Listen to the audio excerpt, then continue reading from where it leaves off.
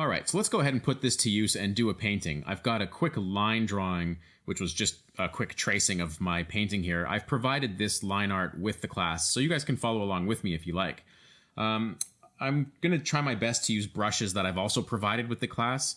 I do have more brushes than I provide because sometimes I buy brushes from other artists, and of course I can't sell those. So the ones that come with the class are the brushes that I've made myself. But I will try my best to stick to those, okay? So let's see. Let's grab a brush. This is my chalky brush, and I should probably quickly show you my layers. I've got the line layer here set to multiply mode, and then on a layer beneath, I'm only going to use one layer. Although if it changes, I'll let you know, but I'm going to put my layers off screen because right now I'm only going to use one layer. And here we go. On that layer, I'll just kind of block in just a neutral, let's say a neutral warm. Now I'm going to obviously stick to yellows because I'm using a complementary palette. So I'm going to stick to yellows and purples. So as I block in my neutrals, I'll just kind of mix between the two. Again, these are neutrals, which means they're close to gray. Remember that invisible wall thing? Notice I'm going to try and stick within it. Now, I'm just sort of haphazardly sampling yellow, purple. I may be a hair off and get this blue by accident. I'm trying my best to stick to this. As long as you're thinking complementary and jumping back and forth like this, in my opinion, you're going to be fine. Again, it takes out the guesswork, right? And we'll get to expanding on that color palette in the coming chapters, of course, as well. Okay, good. I like to start here because it gives me the opportunity to build both darker and lighter. You don't have to do this, but this is what I like to do. Let me just switch over to a different brush. This is also provided with my brush set. I want to block in some shadow tones. Now, let me stop for a second. I'm going to decide something right now, and that is anything that's in light is going to be hit by a warmer sunlight, and therefore is going to receive the yellows, and therefore anything in shadow is going to receive the purples. Chapter 2 is going to be more about that. I decided to start here, though, to kind of dive into the fun stuff quickly, and then in Chapter 2 we'll back up and do some more theoretical stuff. Anyway, so anything in light, I got my yellow, and I'm going to branch out not crazy far. Like if you look at my painting and I sample this, that's pretty saturated. That's no longer a neutral color. However, in my painting here, I need to establish that movement, that link between purple and yellow, right? So I'm not going to go right in and paint that. That's it's too quick, too premature. I'm going to start here in neutrals. Now, my value is going to be light because it's sunlight, but I'm just going to kind of block in and look how quickly I'm doing this. This is like how you'd paint a little quick study, a color key, something like that. It's also how I would go about painting a perfectly finished painting. I would start very loose like this and then just tighten up as I go. But right now I'm just trying to find the light. By the way, the light's coming in from the top right. So, that's why the shadow here is being cast by this wall, casting a shadow here. So the light's coming in this way, and therefore it's going to be hitting a lot of these trees, these stairs. Oh, whoops. Sorry, I was accidentally sampled the wrong yellow. Let's keep it neutral. Keep it neutral because then we can build from it. I'll sample my neutral purple here and just build in. Obviously, these trees are casting, little shadows. So I'm just going to paint back in some of these shadows. And let's now just quickly switch gears to this purple. I'm going to give it a bit more saturation, but still in the neutral range, just to establish a little bit more, again, a little bit more color as we go. As long as I'm in the neutrals, I almost can do no wrong, guys, because the link is there. The link is built in. I can even put some of these purples in the trees. Now, be careful though that your value is correct. This is where I have to talk about values a bit. My trees are, if you look at light versus dark, my trees are about here. The sunlight is hitting those trees. If I put this purple here, that's the wrong value. If you have the wrong value, it's also the wrong color. Value trumps color.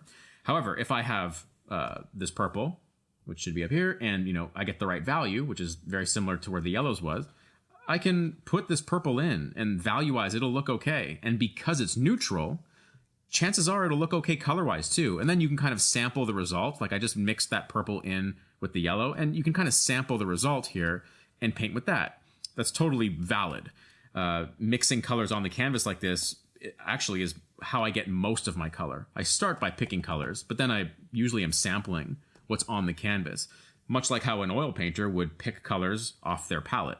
They mix the colors, work with the colors on their palette, and all of a sudden their palette is this, smorgasbord of colors they can dip into whenever they want. I feel like digital painting is like an interactive palette. All right.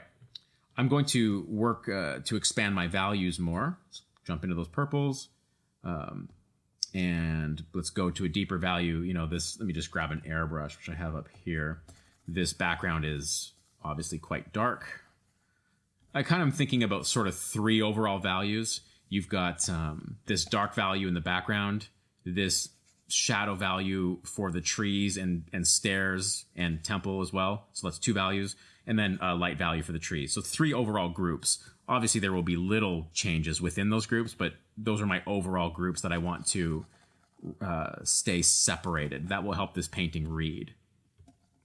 So something in here is my overall value scheme. Let's just grab a marker brush, which again comes with my class. And let's branch a little bit out on these purples.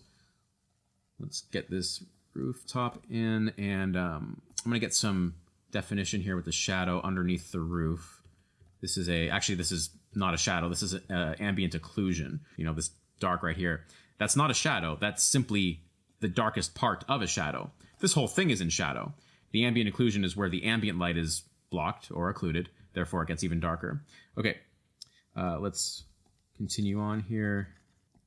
Get a few more purples just working in there. This may be a good time to grab my layers and just decrease the opacity a little bit on my lines. I don't need to see them. See, when you have 100% opacity on your lines, the lines dominate the painting.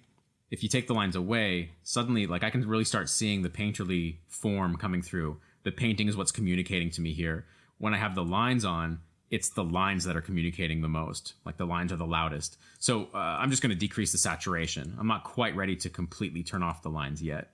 Another way to do it is to make a layer over your lines and just paint over your lines. But in this case, I will decrease opacity, throw the layers window off screen because you don't really need to see it right now. One thing I do generally in painting is I pick an area. Usually it's the focal point. In this case, that's the temple. And I bring it to a higher degree of finish.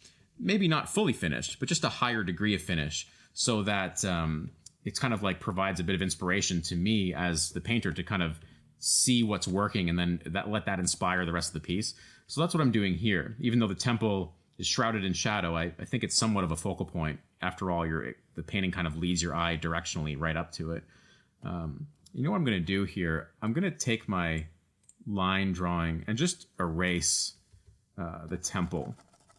Again, getting rid of the lines, because I want the painting to do all the talking here. I don't need these lines, especially, I have the reference too. If I wanted to refer to the shape of it, I could just look at the reference. It's beneficial to get rid of those lines as soon as possible. That's assuming, of course, you want a painterly, finished look to your stuff. Okay, let's get a grayer purple. And what that gray will do is it will start almost looking like yellow. And because these are very neutral colors, I can bounce back and forth from purples to yellows and just kind of build the illusion of, this corrugated or textured roof material. And it doesn't look purple or yellow. It's kind of a mix. And that's the other beautiful thing about neutrals. They don't really hold their identity as hues. Like when you're working with a neutral purple, it doesn't really look purple because it's so grayed. It kind of is a chameleon. It adopts the other colors that are next to it. And it harmonizes. You get to see that link. I'm just building a few different values of that purple right here. Getting a little, little highlights, little glints of the light. And let's go back into the yellows. Okay, let me speed up a little bit here.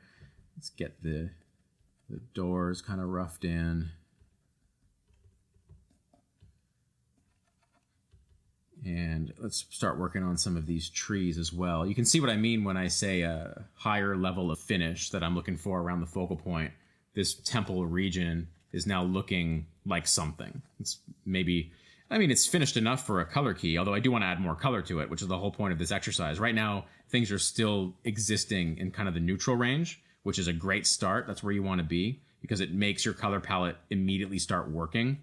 But then and what I haven't said yet is from there you can build saturation. And again, that's how you can link between intense colors that are completely different, in this case, completely complementary.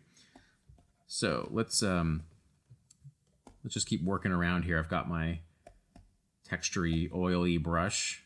I can't remember what this brush is called because I only see the thumbnail graphics in my Brushbox here. Brushbox, by the way, is a third-party plugin for Photoshop. I believe it's like $7. It's very cheap, and it's great. I prefer Brushbox to Photoshop's native brush browser. Let's keep working here. Get a deeper, slightly more colorful purple, and let's start working out the cast shadow that's coming down these stairs. I'm gonna get my good old round brush for this. This is the round brush with wet edges, which I paint with a lot. I don't know, 60% of the time I'm painting with this brush. I love the round brush. And I like to turn on the wet edges option, which again is included in my brush pack. If you have a piece of software that doesn't support my brush pack, like say you're working in, I don't know, Krita or something, which can't import Photoshop brushes, as far as I know, don't worry about it. You can find brushes that are very similar. None of my brushes are special. I don't have crazy, well, I do have crazy textured brushes, but I almost never use them. Like I have a brush like this, which doesn't come with my pack because I downloaded this from another artist. Like, look at that craziness. I almost never use that. It might be good for little shingles or something up here, you know, getting little hints of texture, but it's not what you should be worried about. Most of the time, I use very straightforward brushes, like the round brush, because it gives me the ability to control my drawing meaning the shapes, and of course the values that plug into those shapes, and then by extension, the colors that plug into those values and shapes, which is what this class is all about, those colors. I'm going to go into my yellows now, increase the saturation.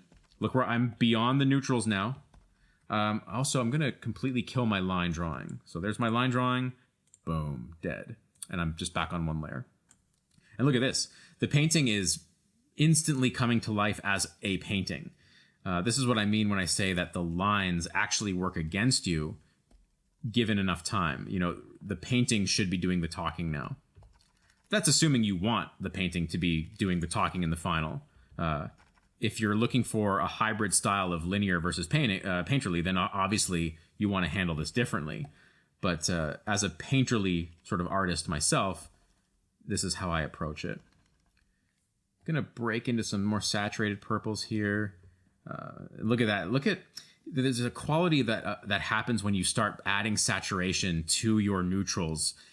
I don't know how to describe it. It's a feeling to me. It's I've heard artists call it like the colors feel like they're singing. I don't know. To me, that makes sense, although I don't quite understand why it makes sense. But it does feel like those colors, they have a home or something. These saturated colors have more of a home when you build up to them.